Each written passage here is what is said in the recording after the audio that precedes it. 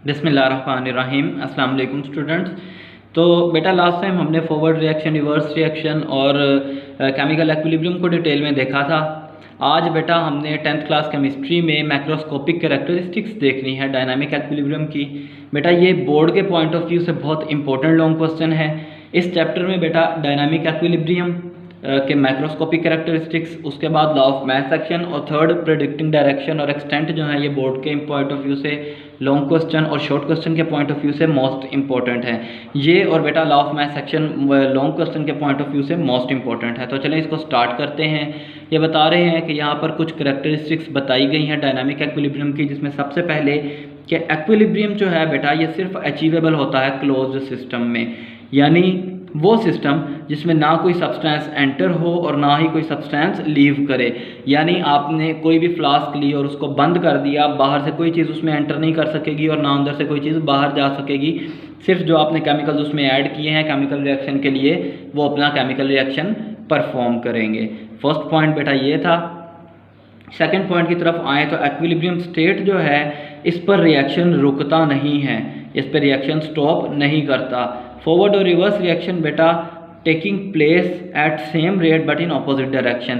Forward और reverse reaction बेटा अपना काम कर रहे होते हैं सेम रेट पर, यानी उनका स्पीड जो है, उनकी स्पीड बराबर होती है, उनका रेट बराबर होता है, लेकिन ऑपोजिट डायरेक्शन में। लेट से अगर एक इस तरफ मूव कर रहा है तो दूसरा इस तरफ मूव करेगा ऑपोजिट डायरेक्शन में। नेक्स्ट बेटा at equilibrium the amount of reactant and product do not change. इसमें बेटा रिएक्टेंट और प्रोडक्ट की जो अमाउंट्स हैं वो बेटा सेम रहती हैं, वो बिल्कुल भी चेंज नहीं होती। वो बेटा अपने एक पॉइंट पर आकर फिक्स हो जाती हैं, वो एक्विलिब्रियम पर आकर फिक्स हो जाती हैं। अब जितनी हैं उतनी ही रहेंगी।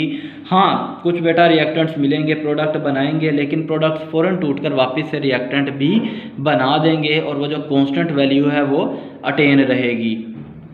इसमें बेटा अमाउंट चेंज नहीं होती, इवन फिजिकल प्रॉपर्टीज़ भी चेंज नहीं होती, जैसा कि कलर, डेंसिटी वगैरह, ये सब भी बेटा सेम रहती हैं।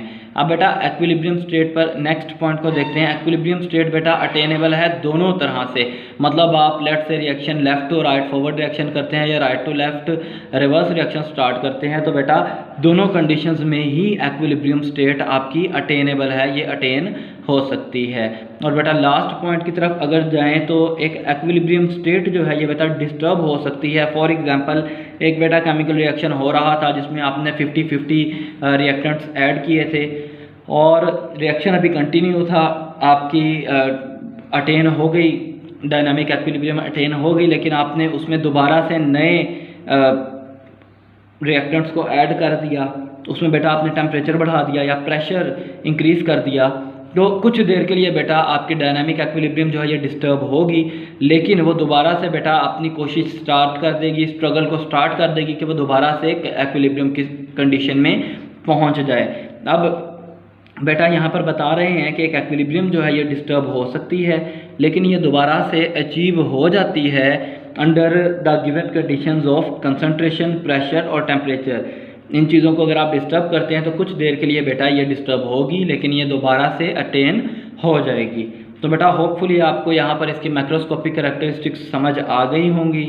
इनको बेटा घर में तैयार करें, इनको टैली करें, अपना काम बेटा घर पर रेगुलर रूटीन में रोज़ का लेक्चर रोज़ तैयार करें। और अगर कोई आपको इशू हो तो अपना बेटा फीडबैक ज़रूर दें, क्वेश्चंस वगैरह ज़रूर पूछें। Thank you.